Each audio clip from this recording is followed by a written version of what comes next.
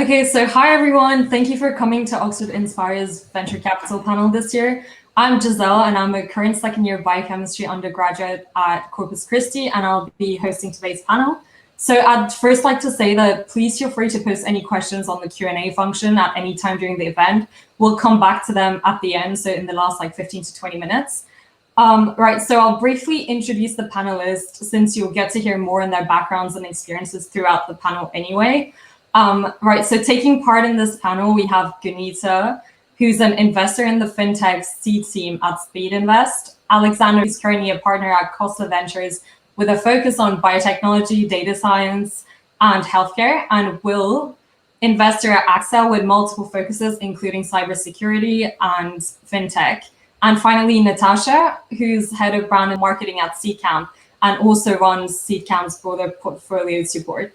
So the aim of this panel will be to introduce the largely student audience to what a career in the venture capital sector consists of, and also to provide current or aspiring entrepreneurs with some advice on how to kind of get into the startup space.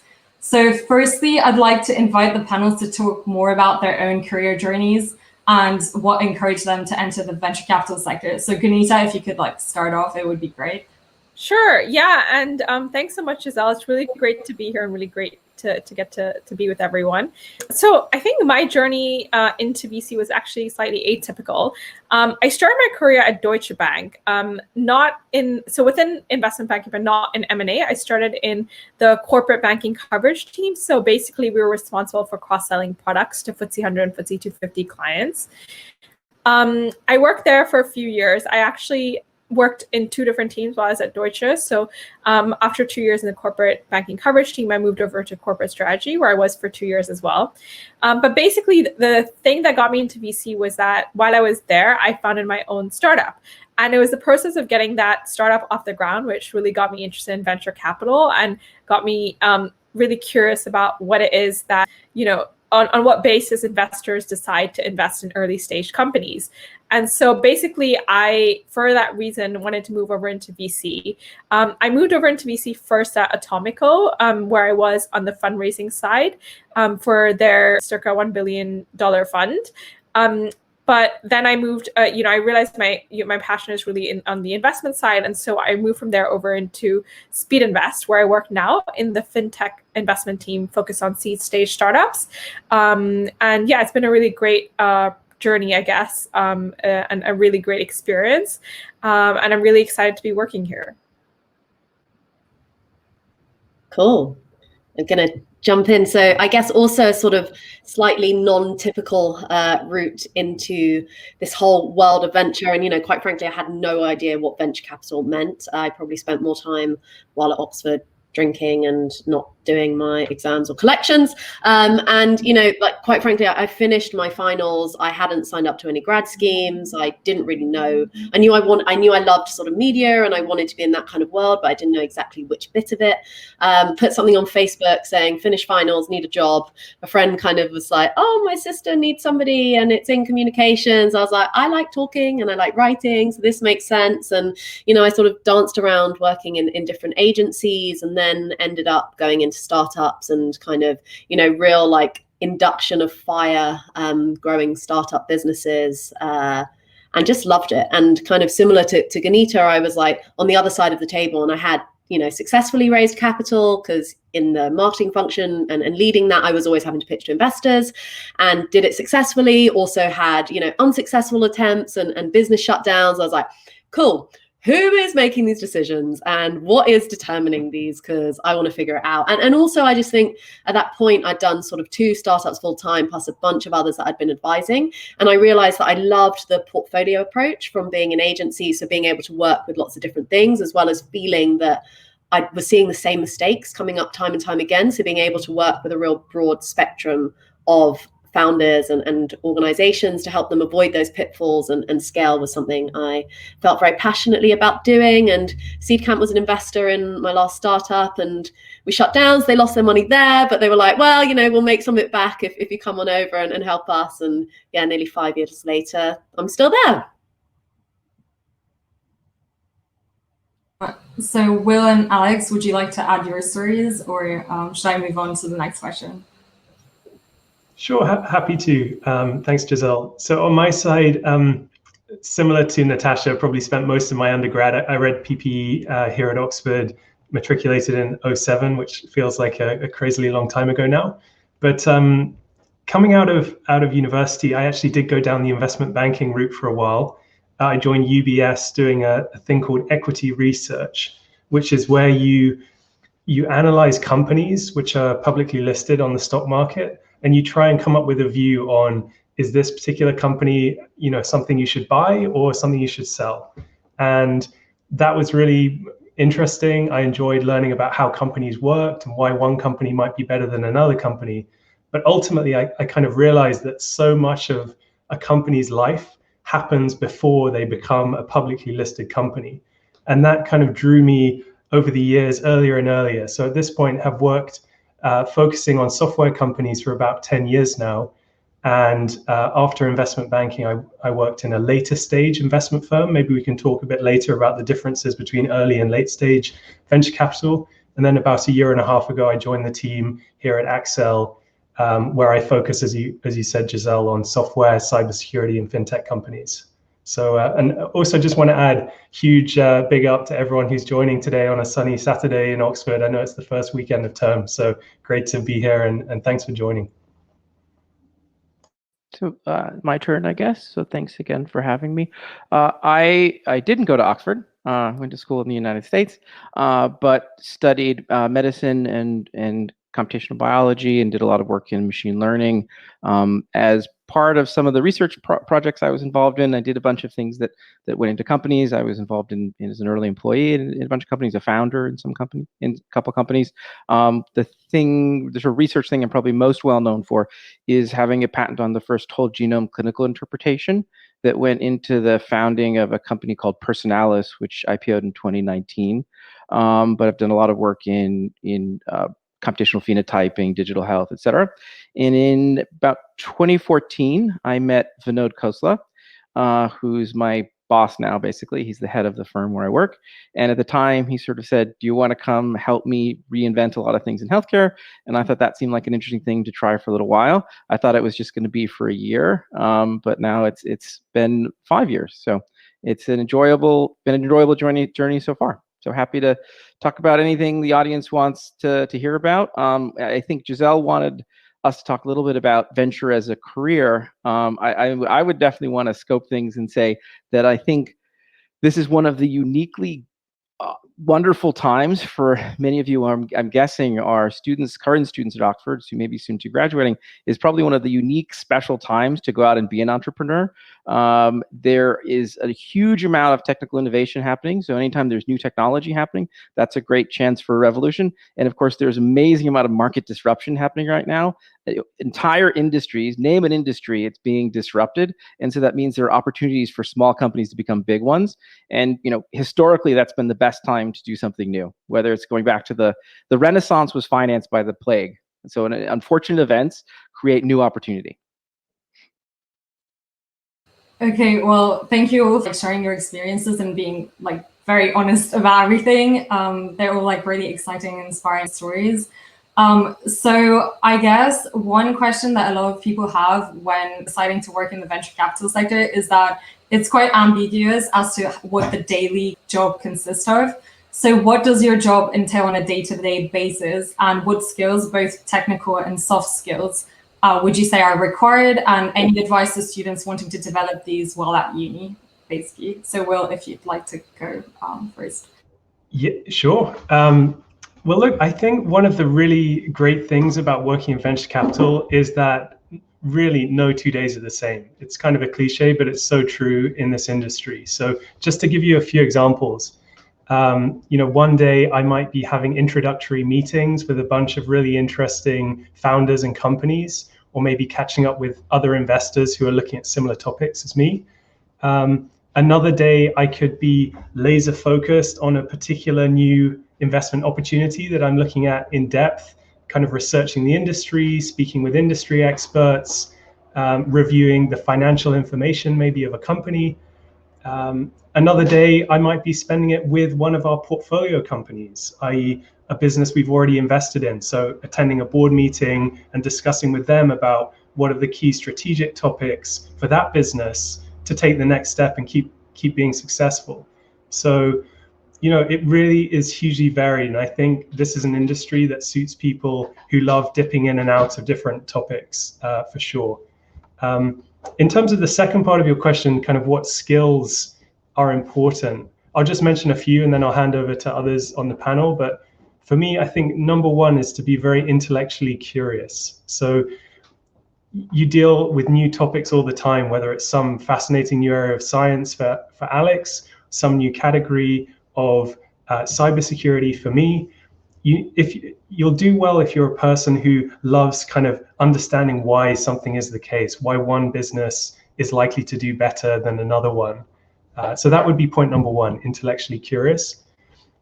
Number two is be a good listener. So we're up here today doing lots of talking, but ultimately venture capital is really about listening to what you're hearing. So if you meet with a lot of companies, they'll be telling you things, giving you signals about an industry or their business.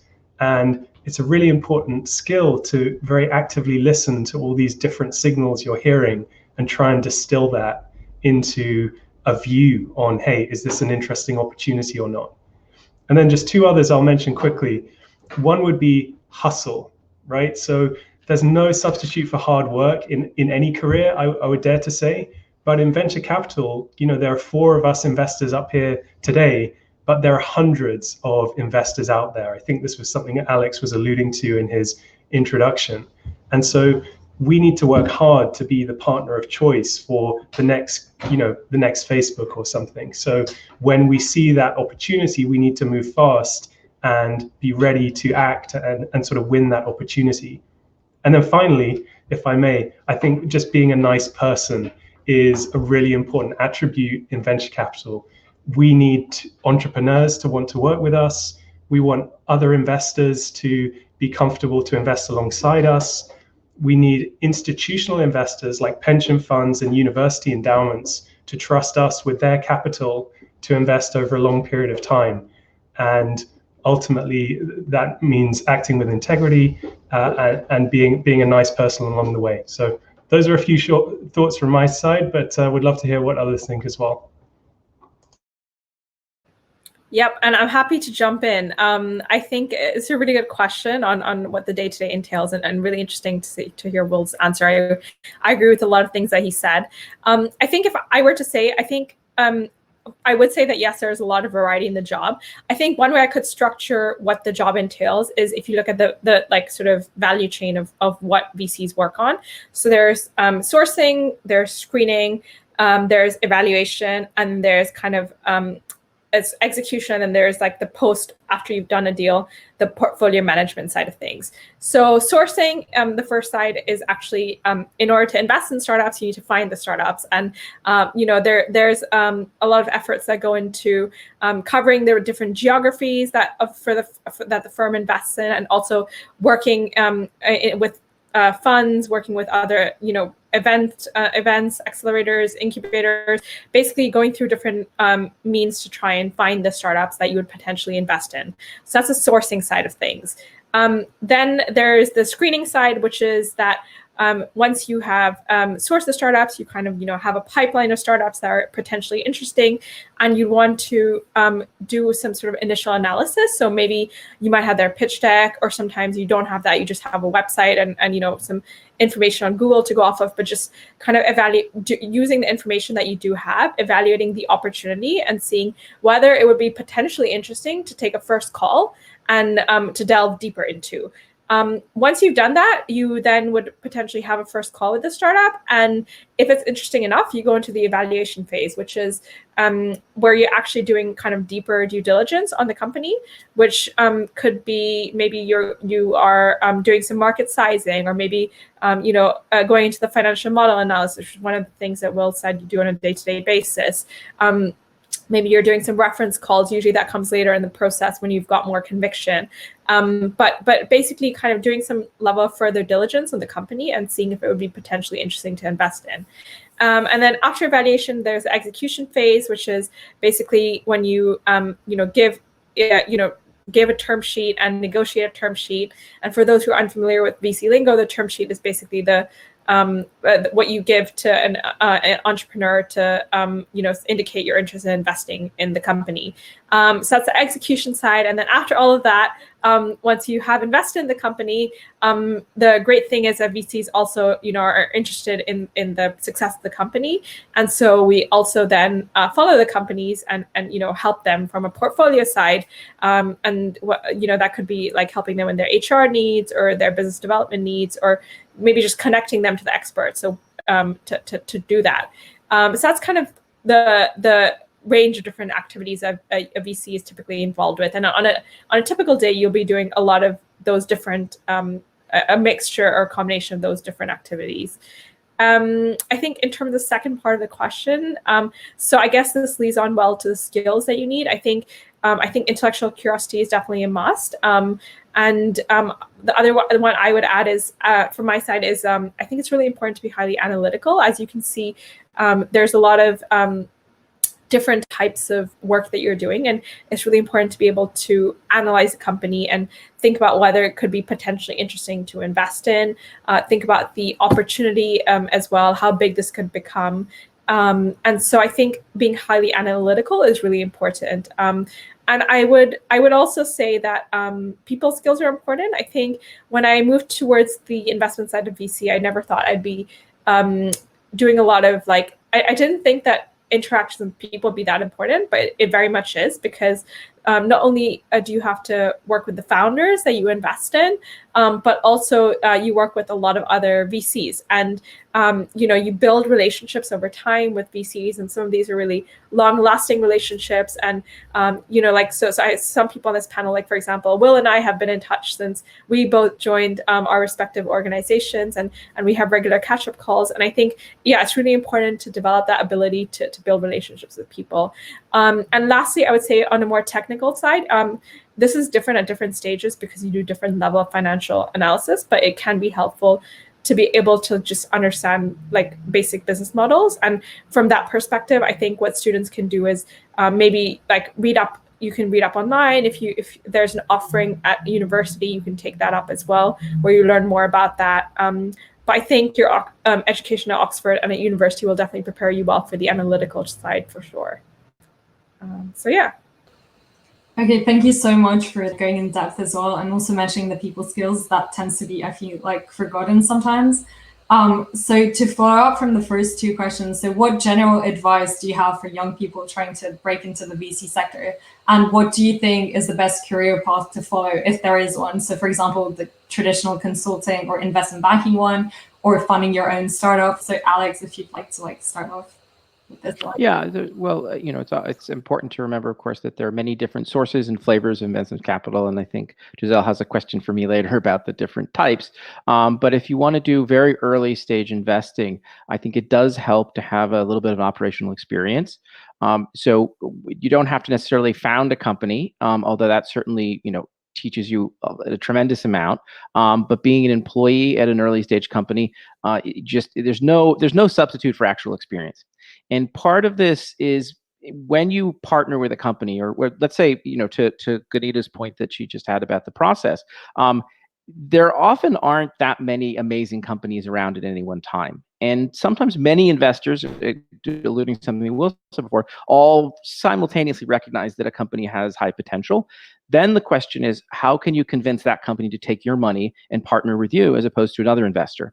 And it's very hard to convince someone that you're really going to add value if you haven't been in their shoes. You'll be there for them. You'll understand all the challenges ahead, because every new company, especially an early stage company, is like a little sprout trying to make it through all the dangers of weather and people trampling on it and all kinds of. It's vulnerable to all kinds of things, and there will be problems. Every small company has unexpected adversity that will come along, and having lived through that, being able to have a path through the darkness and maybe see a little bit further ahead is an invaluable thing. So I think having operational experience is really just no substitute for it. Now, lots of great investors out there have not been operators, so it's not necessary, clearly, and Giselle alluded to this. There are many paths into venture. There's a very famous American football player, Joe Montana, who now owns his own venture fund, and we've communicated a bunch of different things. So there's different paths you can take, and he's got a personal brand, and he knows certain things about industry and media, and he'll probably be quite successful. But yeah, there's no single one path. But I do think that if I were to pick the best path, it would be operating experience in a good company. Because another way to look at it is, if you think that, if you're going to go out in your career is to try to pick 10 interesting companies a year to spend time on, right now you only need to find one. Because if you're trying to put your time and energy and effort into one effort, you just need to find one company to spend time in a few years, one great company. So it's actually easier. Oh, I don't know. I've picked a lot of duds in my operating experience, so I clearly have missed the magic sauce on that front. I guess I just wanted to jump in because obviously that was my path, right? I was an operator in multiple companies, and whether those companies were hugely successful or not, to be honest, actually I found the lack of success in certain instances being hugely desirable for others, because failure is, whether I don't actually think of it as a failure from a learning perspective, but failure is an amazing learning, outcome. And people value that because it shows resilience. I guess, what I can speak to at Seed Camp is the last 3 hires we've made into our investment team, not a single one of them has worked in consulting or banking. And it's really just not what we value as the biggest additional support you can provide. And kind of to Alex's point, we invest so early, and to what Ganita was saying, it's about people and being able to extract and see the best human potential in people incredibly early, perhaps before it's seen to others, and then champion and support them on that journey. And that's what's really exciting for us, and not just from the companies that we back, but also in the team that we build. And at the moment I'm currently recruiting for our next intern, and we don't want people who just have the most traditional background. And I think it actually takes a lot of courage, especially if you're in certain institutions that perhaps are trying to direct you towards the known path, to say, actually, that's not what I'm passionate about. I'm going to take something that's a bit riskier, because if there's ever a time to do that in your career, by God, it's when you're younger and you can afford to take those risks. And honestly, you will learn and probably love the experience, because there is nothing more exciting than operationally being in an early stage company and just seeing the growth, and for me, at least personally, and the amount you achieve in such a short space of time. So I would just say, look for opportunities outside of just what you think is the expected path you're meant to go down. And our internship applications are still open until next Wednesday. So if you do want to get into venture, then that's a pretty amazing chance. So yeah, little plug, sorry. Love it. Let me just jump in as well.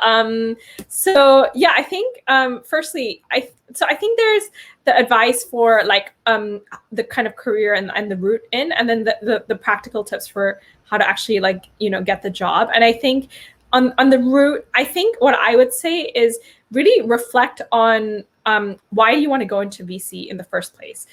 So what is it that excites you about venture capital? What is it that draws you to the sector, and where do you see yourself kind of being and doing? What do you see yourself doing here longer term? Because that's what's going to kind of guide the route that you go down.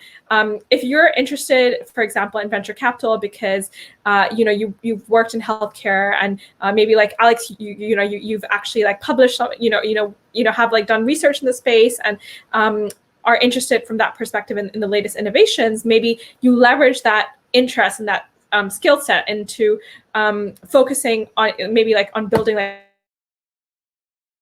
investment thesis around innovations, and building off of that. Maybe you're interested in more the financial side of things, and you've worked in banking, you've seen how things were done historically, and you want to work with some innovators that are looking to disrupt and change the way that financial institutions manage things at the moment. So maybe you're more interested in the fintech side and you build a thesis around that. Basically, knowing why you're interested in VC will help you, one, figure out what you want to do before, because maybe you will want to work in that relevant industry. Maybe you'll want to work in a startup in that space, or maybe you're more interested in later stage venture and you want to work in kind of investment banks and just get more that financial expertise, which will be necessary when you're doing a bit more later stage, like financial model analysis or something. So I think about why you want to work there. I think it also helps to guide your investment thesis as well, because when you're applying, coming into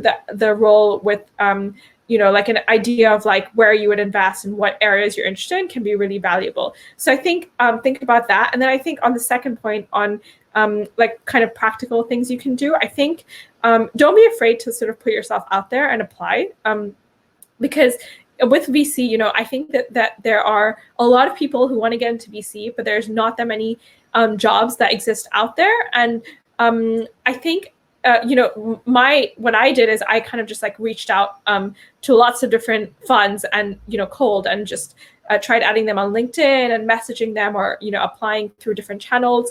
I think it's really important to put yourself out there and try, because you'll never know until you give it a shot and you have that interview and you go through the process, because through that you also learn what interests you. So yeah, I would say don't be afraid to apply and put yourself out there as well. So yeah. Okay, thank you so much all for like all the advice and everything, and yeah, for the motivation as well to put yourself out there and go for it.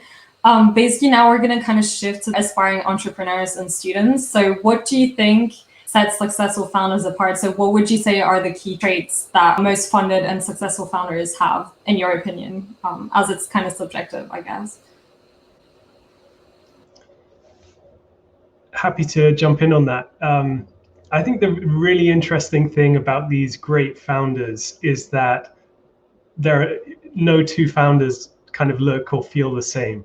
So while there are a few traits that I'll talk about in a minute, it really is a case of never judging a book by its cover. You never know what the person will have been doing before, what they come across like. So it's a really fascinating aspect of this whole theme, is that founders are hugely different and they succeed for different reasons. That said, I think, as I think back on great companies and teams that we've been fortunate to work with over time, a few common denominators would be, I guess, number one, these people tend to be exceptionally driven and passionate about creating something amazing. And that can come from a few different places. Often it comes from a place of frustration. They've worked in an industry and they've identified how it could be done better.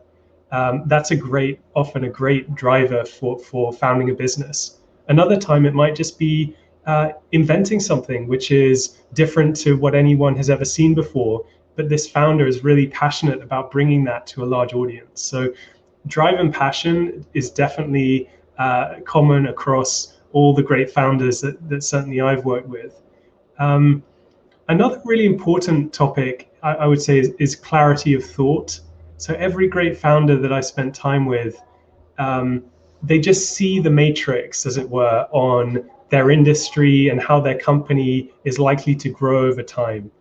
Anyone can be very passionate about an industry or a product they're building, but being able to kind of think strategically and segment different things going on, because ultimately a company is this hugely complex organism, and you kind of need to cut through all of these different things going on in a very busy environment. So I would say clarity of thought is a hugely important attribute. And then I'll add one more and hand over to the others, but I think something that's often overlooked is the ability to attract and hire amazing people. So if you're founding a company, you're growing a startup, I would guess the number one challenge that you will have as you scale is building your team, bringing great people to come and work with you, convincing that amazing, talented person over at a different company to come and join your tiny startup.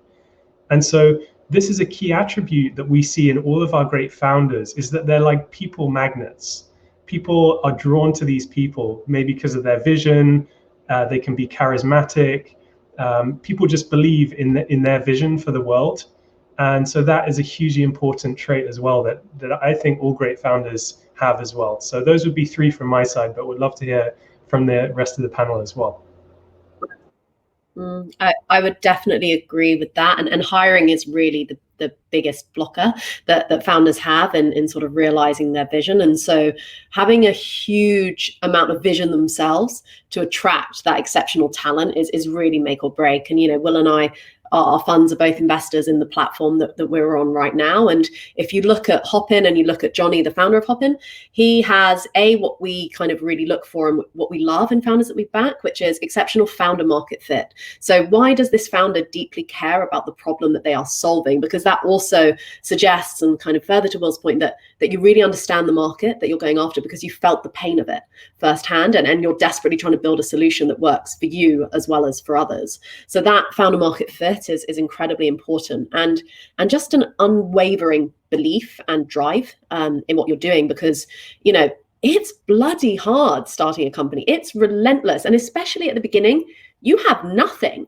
There is absolutely everything to do. So having that unwavering belief and drive, because you have to bring everybody on that journey with you. It's not just the talent you're trying to attract, it's the investors you're trying to raise from, as well as just your own kind of personal kind of, I need to get myself up every single day and keep building, because for every great thing that happens, there will be 100 fires that you've put out and things that have gone wrong. So having that and that conviction, and I think that really, that relentlessness to make it work is really just pivotal in terms of making a success. And that doesn't mean that everybody has to have the same style, and that everybody should be a certain type of person, but you just have to have that unwavering belief, and that's what sets kind of exceptional founders apart.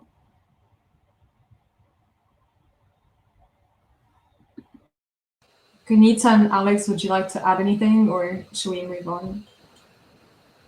Yeah, I'm happy. I think I would really agree with a lot of these. I think thoughts have been shared, and I guess maybe I'd also just add, building off this point, I think perseverance and resilience are really important, and you also kind of build those as you have kind of like survival of the fittest, and as the companies go through the later stage. But I think also having those upfront is really helpful, because you are going to be pitching to a lot of VCs. Not everyone's going to say yes. Sometimes people will say no, and you will still become a successful company, or they may say no at one point in time and then come back to you later, maybe at a later stage when you have a higher valuation and want to invest at that stage. So we've had companies that we invested in that we initially said no, and then we said yes in future rounds. So I think just having that perseverance and belief in what you're building to keep going, and the resilience that if things don't go well, you are able to bounce back up. And this is really important to keep the company alive, but also to keep the employees and the other team members kind of motivated as well, to keep plowing through the difficult times, I guess. Yeah, I think it would almost actually, it's hard to provide different insight because they've covered some of the main things. I guess the one difference might be that you don't necessarily have to embody all of these attributes to be a founder. There is often a team, and not everyone needs to do all of the things. But I think as an organization or set of founders, you need to be good at all of them, or you won't succeed. Like as a group, you need to kind of maybe reversing Will's order. So Jeff Bezos came to our summit the last summit we had before shut down for COVID, not having meetings. But he had this principle at Amazon: what makes a successful manager? You just have to be right. And I know that sort of sounds a little bit cold-hearted or something, but fundamentally, when you're making the person that's making decisions about resource allocation, which is a lot of fundamentally the CEO's job, you just have to be right more often than not, or more often than your competitors. Maybe I'm lagging in my. Certainly you have to be good at building team to leverage whatever you're trying to do. This is to build a company. You can't just do it yourself. And so the recruiting part is there. And again, this is the thing that I think people most often, often entrepreneurs don't spend enough time recruiting. I mean, that's a clearly, like, that's the thing that people don't realize. Once once you're moving, you've got your product definition, the strategy is set, your job is recruiting more than anything else in most cases. So anyway, I'll pause because I think people covered a lot of the main things.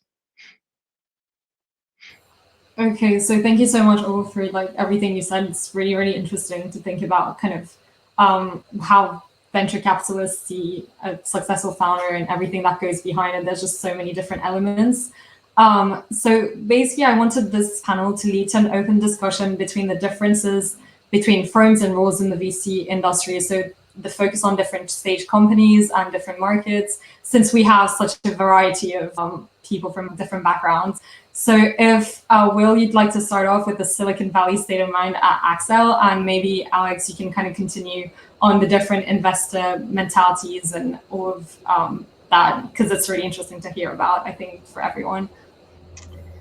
Yeah, so Axel as a firm was founded over in Silicon Valley in Palo Alto nearly 40 years ago now, and but what drew me as a Brit and a European to join the firm is the philosophy that we have that, and I think everyone on the panel probably will share, is that the best companies in the world at this point can really come from anywhere in the world. So it used to be the case that you kind of had to be from Silicon Valley to create a Facebook or a Google.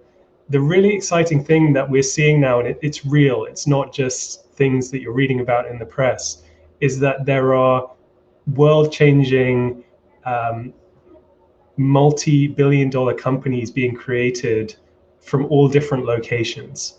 So you mentioned the saying, Giselle, that we like to use, which is the Silicon Valley state of mind. So you can really build a Silicon Valley success story from anywhere now. Just one example in our portfolio would be a company from Romania called UiPath. So a company probably many people in the audience may not have heard about because it's sort of enterprise software and it sells to businesses. UiPath is a company, as I mentioned, founded in Romania. This business has just recently become Europe's first cloud decacorn. And what I mean by a decacorn is it's a unicorn 10 times over. So that's just one example of a company that's achieved a huge milestone, valuation, size, and success that's come from a very atypical geography. So I think one of the most exciting things for people entering the venture capital industry or founders building companies right now is you don't have to be based in the West Coast to build a great business anymore. You can do it from the UK, you can do it from anywhere in Europe, you can do it also from emerging markets as well. That's one of the themes that I'm really excited about within our industry and within technology in general at the moment.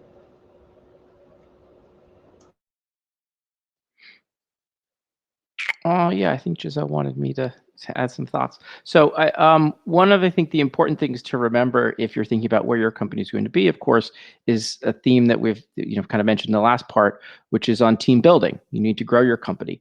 And one of the challenges about being in a particular geography, or at least historically, is been how do you build a team in that ecosystem? A lot of the issues with the company scaling is how do you recruit a middle management layer? Let's say you're a early career first time founder. At some point, you often need to bring in experienced middle management that are going to be high growth potential, et cetera, for your company. And that may be hard in certain geographies. Now, again, it's possible to build a company everywhere, anywhere. But there may be challenges in your recruiting. I think one of the things that certainly this last year has demonstrated is that you can have remote work, you can have distributed companies. And I put a link to GitLab, one of our companies that has a lot of materials about they've been entirely distributed the entire life of that company.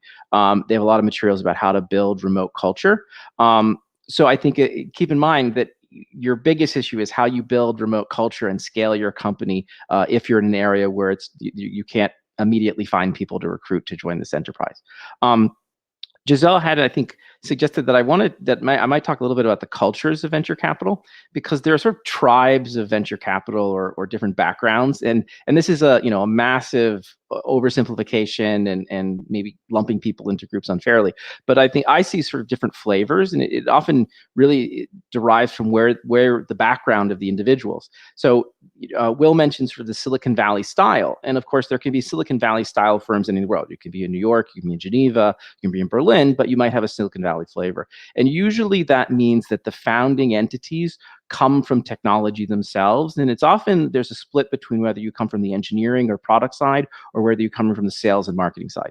And maybe it's worth mentioning that I think a lot of people think about venture capital and business and want to be in strategy and so forth, they forget how important sales is. The fundamental principle of business is you actually have to sell something, and a great piece of training that you can have is actually selling, whether that's enterprise sales, where it might be in person because it's an expensive product, or figuring out how to do online sales and online marketing, etc. But selling is something that can't be undervalued. You have to sell to be a sustaining business. You can be a company. We could all go start a company instantly right now. Just go, incorporate somewhere. But to be a business, you have to be selling something. Anyway, so the Silicon Valley culture is often much more team focused. And like I said, you can look at the composition of the group. Do they come from the technical side of things, or the engineering culture, or are they more sales and marketing culture? And that's going to flavor how they can help your company and how they evaluate companies and how they think about company building. If you go and say, what's a New York style of venture capital firm? It's people that are coming from private equity and finance backgrounds. And they're often going to look at companies a different way. They're not necessarily going to focus on teams. They're going to focus on financial metrics that they know how to analyze. If there's something that they need expertise on, they're going to outsource to a consultant. And that's going to flavor things, because most technical consultants tend to be a little more conservative than a pure technology-driven investor, because they're an expert in something. Usually they're an expert in the old way of doing things, the old world, because that's where you gain expertise in. They're not necessarily experts in whatever the new reality is going to be. Those groups often come in later, like I said, focused on financial metrics, businesses which are operating, they have things that they know how to analyze, but they're actually very thoughtful about where you go later, how you think about going public, et cetera. There are venture capital firms that are essentially strategics, which means that they're a venture capital arm of a large entity. And those individuals that operate there often come from the business development arm of a large company. Let's say, you're a large manufacturer of medical devices, or you're a large real estate firm, et cetera, or Schlumberger has a venture arm in the oil and energy industry. They're big company people, and their investment committee is big company people. They're influenced by strategic initiatives set by their CEO and board, and that's the parameters in which they operate. They're not necessarily looking to build your company into a big entity. They're looking to get insights and experiments in different businesses, maybe looking for acquisition targets. Then there's a whole ecosystem of angels and family offices. That's a very quirky and unusual ecosystem, many of which, so you can find interesting capital, interesting partners, people that know interesting industries, but oftentimes it's a very mixed bag of whether or not they're able to help your company. It's very high variance. So you should sort of get to know an individual group that you might work with. Let me pause. Those are some of the things you might think about. And there's Boston style, which is often very heavily academic. They're often that culture. So if you look and see all these people with a lot of academic credentials, they're often focused on investing in IP assets, not necessarily teams as much. And they think about company construction in a different way, often large infusions of capital, heavily dilutive to founders, where a lot of the value is attributed to maybe a piece of IP that was licensed out of an academic setting. So that culture of which group you work with influences both what they evaluate, what they care about, and also what advice they're going to give you and how they're potentially going to help you grow your company. Okay, yeah, thank you so much for talking about that. I personally find it really, really interesting and insightful. And I also wanted to ask Natasha and Gunita, given the fact that you guys are from European venture capitals, what your thoughts were on these kind of tribalizations, as Alex calls it, and different investment cultures and styles.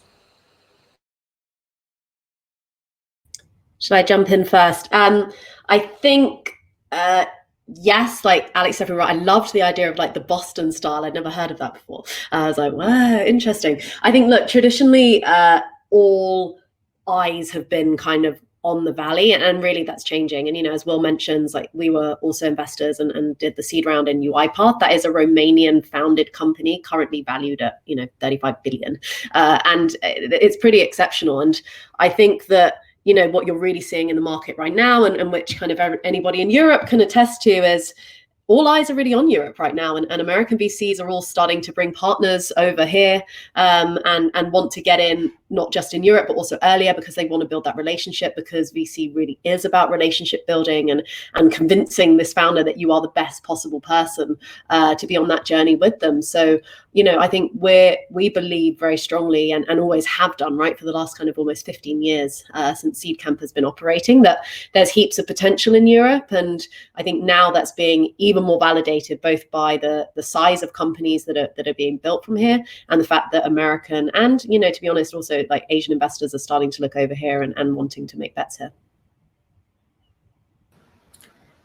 Yeah, I would agree with what everyone has said. I think Europe has really come a long way. I think before, you know, like I think before there was this sort of the difference between sort of the US and Silicon Valley and Europe was like, in the US, it was the perception that you can get funding with just an idea and a pitch deck. So you don't really, you know, if you want to raise money and you don't have like a working proof of concept or an MVP, you can go to the US. You don't need all of that. You can just go with an idea and raise a lot of money at decent valuations with you know, with kind of less to go off of. And it was the perception that in Europe you need a minimum viable product, you need some, you know, maybe traction, or you need something to go off of, because investors maybe won't give you that much money with just an idea.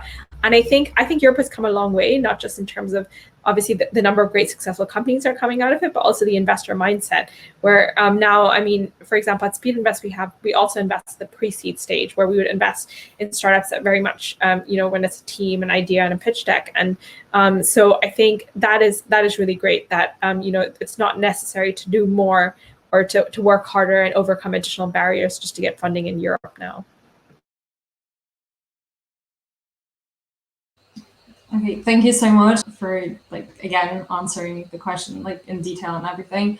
So I thought one thing that followed this up is that came up in the 30 under 30 panel earlier in the event as well, is the fact that kind of US universities like Stanford are much more entrepreneurial than Oxford or Cambridge, for example, because people in Oxford and Cambridge tend to do PhD and then have a startup idea, and there's this whole like kind of longer process that goes into it. So I was just wondering your thoughts on this and how UK universities like Oxford can improve on their entrepreneurial culture, since we have got the talent. It's just, I think, about habits and what the tradition has been so far. So Will, if you'd like to like start off on this one.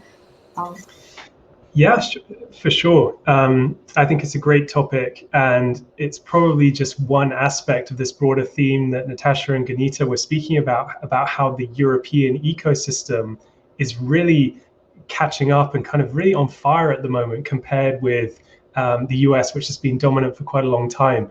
And universities are a really important stakeholder and sort of input into the company creation ecosystem that we're all part of as investors. As it relates to you know, European universities, I think there's already actually some great stuff going on. So just as one example, we in our team invested in a business which was a spin out of the Technical University of Munich. This was a university spin out, a company called Celonis. This is another software company that's now a multi-billion-dollar company coming out of Europe. So companies are already being built from universities in Europe. If we look at Oxford and Cambridge in particular, I was amazed, actually, having had a few conversations recently about how much has changed already in the last 10 years. So I feel when I was an undergrad at Oxford, and I think Natasha was mentioning this earlier, it was really like, you know, you would think about doing law or investment banking or things like this. And now societies such as Oxford Entrepreneurs, I'm personally involved in a group called the Oxford Seed Fund, which is affiliated to the Saïd Business School. There's the Oxford Foundry. I think all of these things come together. It's not a silver bullet, but having people who care about entrepreneurship is ultimately the cornerstone of all of this. But I think, honestly, there are already great companies coming out of both Oxford and Cambridge. And I think there'll be many more in the years to come as well. Yeah, I would 100% echo what Will said, in that I think it's a function of time. I think, like, you know, Europe and, you know, Oxford, Cambridge, and UK and European universities are catching up. I think, yeah, I mean, again, I did my master's at Oxford, and when I was a student there, I mean, yeah, I mean, I think the entrepreneur society was just up and coming, but most people were kind of, you know, wanting to go into banking, finance, consulting, yeah, I think the entrepreneurial track was something that, some differently minded people, I think, or occasionally went down.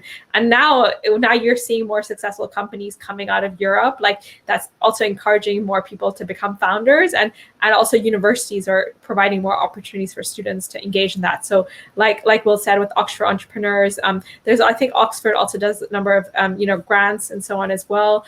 There's things like the Creative Destruction Lab, which have now expanded to Oxford. So there's all of these different programs that can help really develop ideas from university. And I think just providing those opportunities is really beneficial. And I think it's just a function of time and catch up.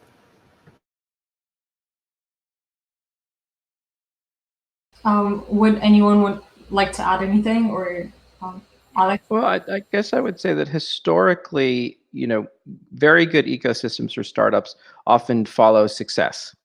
And so you need one company that's really exceptional, and that often shows people that it can be done. That's one element. So then people, it's all about social networks and what's in mentorship and what's made available to you as an opportunity, et cetera. But that's a big part of it. I think also there's that just awareness and that there's potential. And I look and say, oh, this person they're not foreign and unusual. They're just like me, or they're like me. I wind back and they looked like me 10 years ago when they were in my shoes. And so it's possible for me. And I think that, I think it's important, again, as we talked about globalization, the opportunities in to start companies anywhere, is to remember you might not know exactly where this person grew up, but at some point they probably were just like you, and they get built an enormous company. So you have the opportunity as well. And I think just that awareness is incredibly important.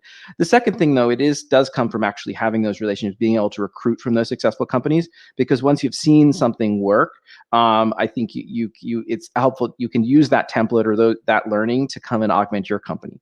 I think there is a danger sometimes in people trying to jumpstart ecosystems, in that they may jumpstart with companies which are maybe not that great, and so then the template is doing maybe not a great. And again, I don't want to be very vague about what not great means, because I don't want to diminish any particular company, but you should study great companies if you want to be a great company.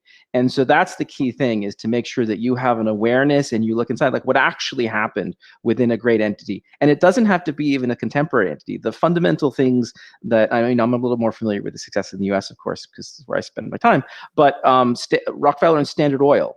What did they do to build Standard Oil? That's a template to learn for a contemporary company as well. What are great successes of the past? You don't necessarily have to look at companies nearby that are just doing okay. You can say, what are the fundamental pieces to build an amazing and unique company? And then you're going to have you can't do exactly what was done in the past, right? You have to have a unique spin. It's a different time, different technology, different market conditions. But finding the key components and lessons from great success is, I think, where you should focus. And that's where you said, like, well, how do you make it happen? Well, somebody out there in the audience, goes out and makes a great company, and that will create a whole cascade of future companies, because the alumni from your organization will then go start their own companies or fund and mentor other companies, and you create an ecosystem. So you just have to start doing, to some extent. Just start doing. Just to build on that really quickly, the thing that we're really seeing at the moment in the ecosystem is, and especially in Europe, is the people who've been building and operating in, TransferWise, now known as Wise, or Monzo or Revolut, they're having their learning kind of on the job, and are now coming out from that and building companies. So this huge kind of wave of next generation of entrepreneurs who've all gone down that kind of operator first trajectory seemingly, and are now wanting their own sort of bite at it. And that's definitely something, I think, from an investment perspective, we're looking at those sort of people, and obviously seeing that they have experience kind of operating and will have had an amazing learning within those sort of institutions. So yeah, they're seemingly doing a good job of getting investors rallied around them for their new ideas, both in Europe and even sort of in US, and getting into YC and the whatnot. Okay, thank you for that. So basically, I was going to take some questions from the Q&A, but there aren't too many, so I might continue. But one thing, someone else that kind of follows onto this, is how important is timing when founding a startup? So I think what they mean is, how much experience do you need? Do you just go for it? Or like, how do you know that you found the right people to fund it with, for example? So if someone would like to start off. I think there's timings both for your personal perspective, but also market dynamics. And, you know, the last startup that I was a part of that shut down was a food delivery business. And, you know, 5 years ago, we were in a market where Uber Eats were just launching in Europe and Deliveroo had just raised a massive Series D. So like no investor wanted to do any food tech because they were like, it's done. You know, these guys are going to clean up. And then you look at COVID and you look at the last year in the pandemic, and there's been so much money being funneled towards, quick groceries, more food delivery businesses, because the market shifted and demand has changed. So it's not even just about the founder and whether they're ready. It's also about all of those market and changing market dynamics that really have a big impact on whether you'll be successful in kind of raising and attracting investment or not. I'd agree, and maybe just to dovetail on that, one of the questions that we always ask before making an investment, or at least we think about, is why now? So this question of why is now the time that this team and this market opportunity can come together to create an incredible company? And so timing is fundamental for building these great businesses, I think, as well. So I'd completely agree with Natasha. Yeah, if you look historic, actually just the current major, successful companies, if you look back a little bit, there was another version of that didn't succeed, and either the channel, whether it's streaming a video, for example, the infrastructure wasn't ready to support it at frame rates that were tenable, or the content wasn't available for licensing. If you look at there were social networks before Facebook, right? There were antecedents to almost anything, even deeply technical things that seem like they descend, from out of nowhere. There were usually people were trying to work on this problem. So immune oncology has been a very active area. Contemporary deep learning was an active area, and it looks like there's not a lot happening until suddenly it does. It's very hard to, I think, predict in advance. And so those are things which I think it may be dangerous for people to overthink it, because you don't know until you try. I think if I were to say what would be my heuristic, would kind of lean more towards Giselle's question about when's the right timing. And that's also in my personal, your personal development. I think the thing to look for, and the suggestion I would always give to someone about career planning, is find the smartest, hardest working, most creative group of people that you share values with, and they want you to hang out with them, because it's very hard to go wrong in that framework. You can be, the experts are always, all across the board, often wrong at picking market conditions, predicting where things are going to go. But if you focus on the process of decision making and what makes a good team and increases the likelihood of success, it's that you're with a very smart, creative, hardworking group of people that propel you forward, and you're contributing more as a side effect. And that usually good things come. You can't guarantee it, but those are the recipes, I think, for the best chance of success. Yeah, I totally agree. I think having a strong team is super important, and I think you can navigate through a lot of stuff with a strong team. And to the point that everyone was making earlier, I think exactly we also think about this: why now? Why are we going after this opportunity? And I think market readiness can also be a part of it, because the market may not have been ready for Facebook 20, 30. Well, obviously there's the infrastructure side, but people's attitudes as well towards things may have been very different. And now may not be the best time to create a new social network, because there are so many already out there. So I think timing it is very important. And I completely agree with what's been said. But you never know, right? I mean, people would have thought there isn't room for another picture sharing site prior to Instagram. There's always, it's hard. I wouldn't underestimate individuals' ability to create new opportunities. Certainly, Facebook, for example, has moved into a much older demographic. And so the next generation people need new opportunities for communication, and that's given rise to TikTok and other platforms. So I think there's, social networks unwind just as fast as they spin up because of the network effect. People often neglect the network effect. Collapses in just with the same speed that it assembles. So I think there's lots of opportunity. You can't predict. If I did, I'd be much better at my job, I guess. But it doesn't mean that you think about it or try and see if there's an opportunity. Yeah, that's true. And as I said that, I was thinking, to be fair, we are in COVID, or just emerging from it, and people do want to be able to be connected with each other in multiple ways. And so there could be an opportunity to just find ways to keep people connected more, and keep them closer together. So yeah, it is possible, and there are certain networks that I'm thinking of that have emerged more during COVID and have really taken off as well. So yeah, there you never know. True. Oh, sorry, Natasha, do you want to go? Okay. So I guess one question that actually really ties into this that we got in the Q&A is, can you talk about deals that you passed on but were later successful? So why? So I guess they mean, how did you feel about it and why did you pass them in the first place? So yeah, if anyone would like to take this one. I think any venture capital investor, unfortunately, is going to have tens or probably hundreds of successful companies that they've not moved forward with an investment on at any one time. I certainly have.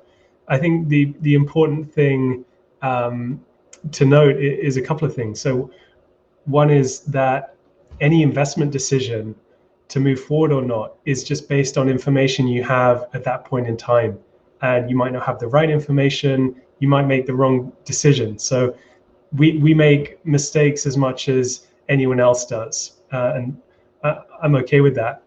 There are also companies where we're very comfortable with the decision that we would make at a particular time, but then something changes in the market, which means the company can have a huge success later on, and we just didn't see it coming. So I guess what I'm trying to say is there are so many ways that an investor can be wrong at any particular time. I've lost count, frankly, of, there are, I think, well over 60 unicorn companies here in Europe. And I certainly haven't invested in 60 unicorns. So I'm sure everyone on the panel will share the same sentiment, but there are really too many to count.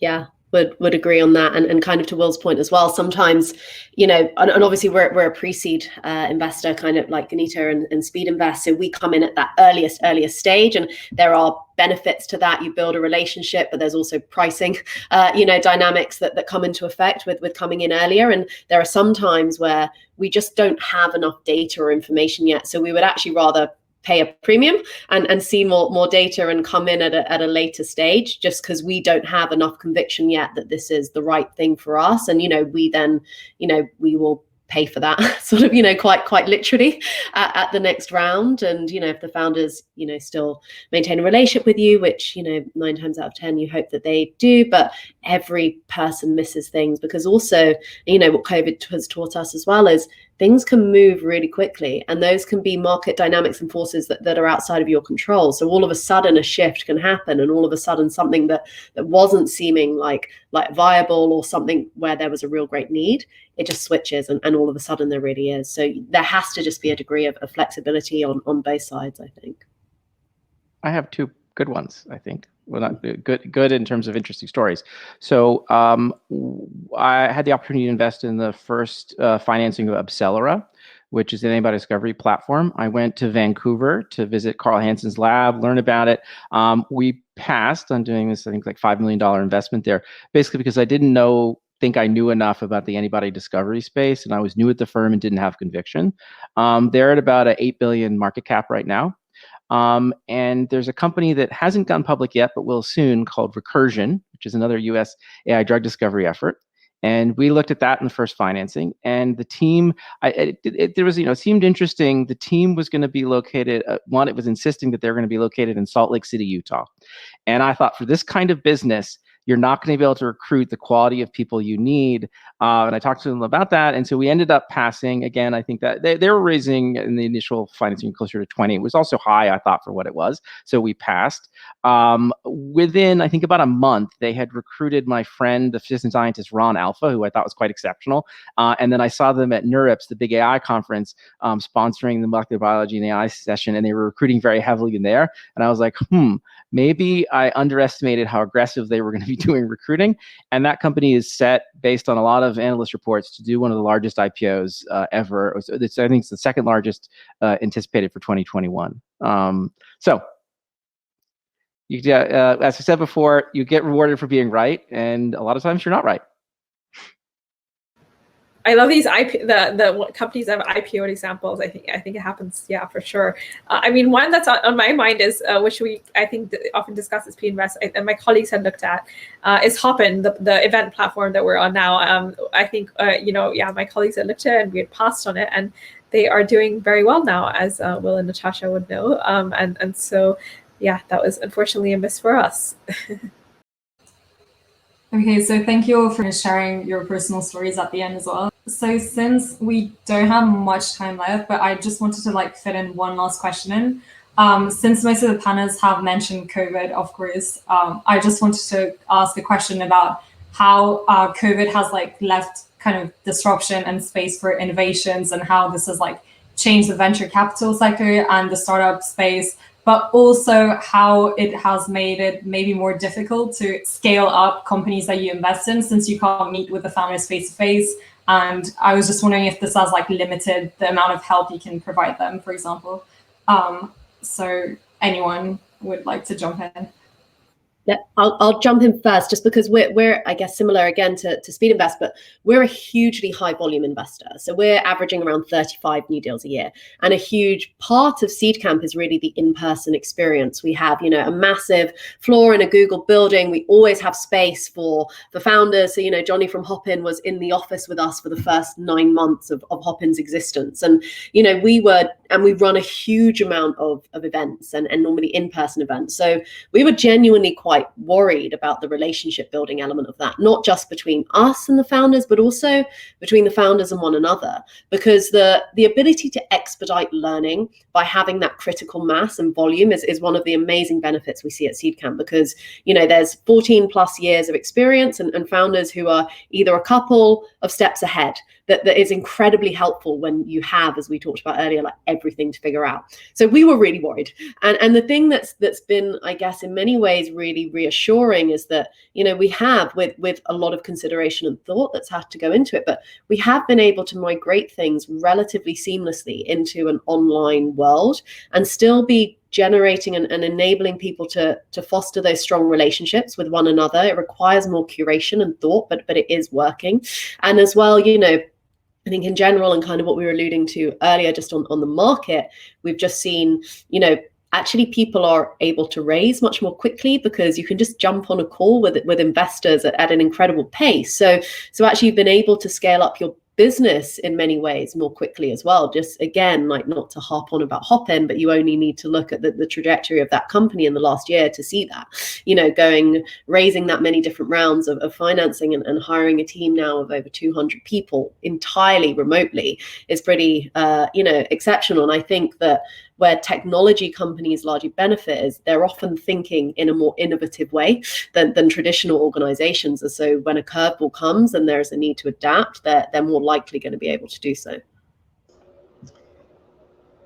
Yeah, I guess I would agree. From our side, I kind of think about the impact of COVID in three different dimensions. One is the demand environment for customers of the companies we're investing in. Another one is how it's affected companies' abilities to grow and develop their own business. And then thirdly, how has that affected the VC business that we're in? So on the demand side, interestingly, and I think this was Natasha's last point there, for technology companies, COVID has been a huge accelerant. So a bunch of people in the audience probably saw Satya Nadella's quote, the CEO of Microsoft, who said that they'd seen 2 years worth of digital transformation happen in just 2 months. And that was across all different areas of cybersecurity, software, collaboration. So we've seen this huge acceleration of technology adoption in the companies that are buying the products of the companies we're investing in. So actually, for most companies that we look at, it's been a huge tailwind. On the company scaling point, I think this has come up a couple of times in this panel, but it's something we're hugely excited about, which is the pace of company growth that we're seeing here in Europe and in the UK is faster than we've ever seen before right now. And there are 2 or 3 things behind that. Number one, top of the list, is this remote teams thing. So previously, when you were hiring a team, as Alex was saying earlier, and Natasha, it had to just be where you were, where your headquarters were. Now you can hire people from all over the world into your team. And so the velocity of hiring and the talent pool you're exposed to has hugely grown. And that is a major shift in how companies are being built. Secondly, when you sell your product to companies, a lot of software, for example, in fintech, can be sold completely remotely. So even if you're selling big enterprise software products to huge companies, that used to mean going and doing pitches, meet them at their office. Maybe you're even, going for dinners and things to try and win these huge deals. That has completely gone. So we're selling everything via Zoom. It means that companies can do more meetings, sell more products faster than ever before, particularly for these agile technology companies. So both in terms of growing the team and growing the customer base, there's really been this transition in how companies are scaling, and it's really exciting. And then finally, for us as VCs, the interesting thing is we've actually felt relatively unaffected. What's really happened is that rather than meeting a lot of companies in person, we're doing it via Zoom now. But fortunately, we've been able to do all of the normal things we would do in getting to know businesses and exploring their opportunity and their plans and things like that. We can do all of that remotely. So, and if you look at the global dollars invested in venture capital last year, it actually grew rather than declined throughout COVID. So overall, kind of maybe contrary to what would be intuitive, it's been a really interesting, strong tailwind for innovation and growth, particularly in early stage technology companies here in Europe.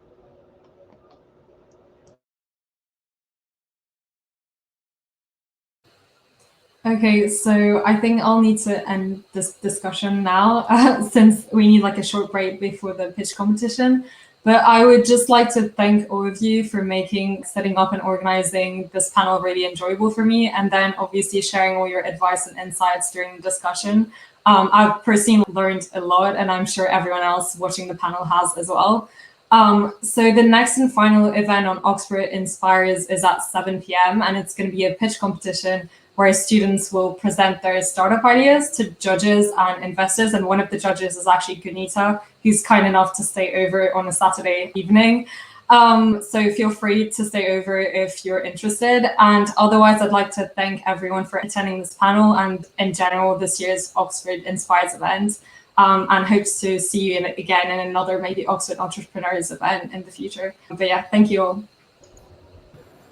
Thank you so much. Thank you. Bye. Bye.